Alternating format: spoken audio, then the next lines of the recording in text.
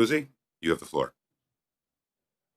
Thank you, Chair. And Minister, good to see you. Finally, we get to do our salutations here after some time. It's nice to see you. And James certainly sends his regards as well. He asks about you from time to time within the House.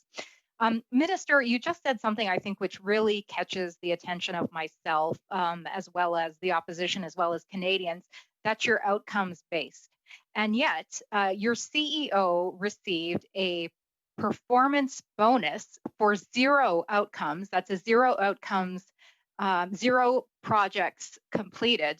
That doesn't seem to me to be very outcomes based, that someone would receive a performance bonus, your outgoing CEO, for zero projects completed under the infrastructure ban. I'm not sure if there were other metrics that you used in an attempt to reward him, initiative or motivation or other types of things, but perhaps you can explain to myself, the committee, and Canadians why your outgoing CEO received a performance bonus for zero projects completed under the infrastructure bank. Thank you, Ms. Kusie. Minister McKenna.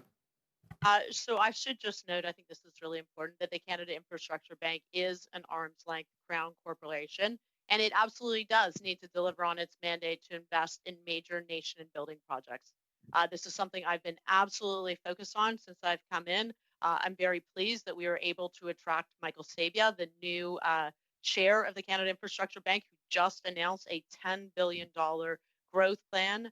And we now have a new CEO. And the CEO, I note that the CEO's base salary range and performance pay compensation total is 40% lower than previously. And I have high expectations for the CIB and for Mr. Corey. I know they're going to deliver on their mandate to get more infrastructure built across this country, nation building projects that really would never have been built under conservative government that wanted to cancel infrastructure projects from coast to coast to coast.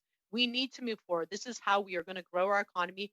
Investments in infrastructure are the largest driver of GDP, of growth of our economy, but they're also great jobs. Union jobs for Canadians. I talked to the unions about how important. Thank you, Minister. I agree with you. See, we're getting along already. We both agree that performance is important. Ms. Kusie. That's fantastic. Thank you so much, Chair.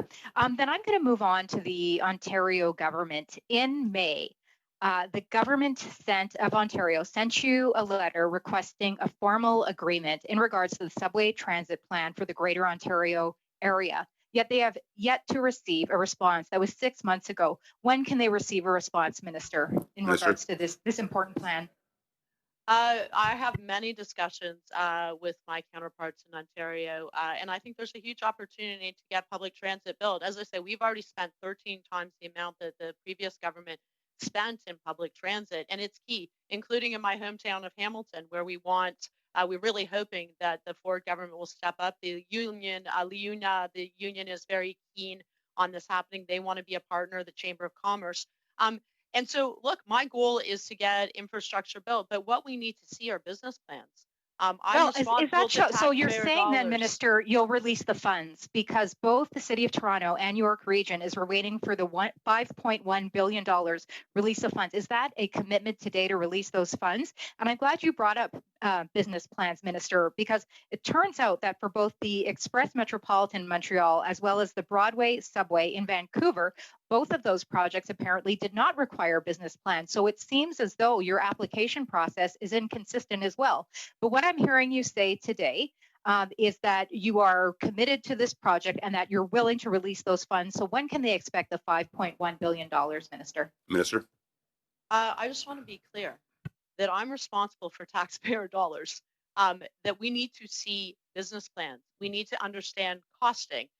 That's critically important. I'm not going to apologize to conservative members who I assume would want to make sure that that's exactly what we're doing. But you didn't require it for the Express Metropolitan of Montreal or the Broadway subway in Vancouver. So, there seems to be some consistency because it seems to me here we're agreeing that important business practices being consistent is important, And yet that doesn't seem to have been the case. And, I'm very glad that you've brought up that the federal government is willing to do their part, because both the provincial and the municipal funding commitments are there. And so I'm just asking you, Minister, if you can commit to providing your funding, the $5.1 billion from the federal government that is desperately needed to finish this project today, because it sounds like we're both in line here in terms of expecting performance, wanting results, commitment to better transit, and committing these funds to projects that benefit Canadians. Can you make a commitment to release the funds today, Minister? please? Look, we're working very closely with the government of Ontario to understand the numbers. I know my deputy can talk about her good, very strong relationship with her counterpart in Ontario. But once again, we are responsible for taxpayer dollars. That I believe that it is on me to make sure that we have plans, that we are very clear about how these investments are going to go. But I am keen on getting more public transit built.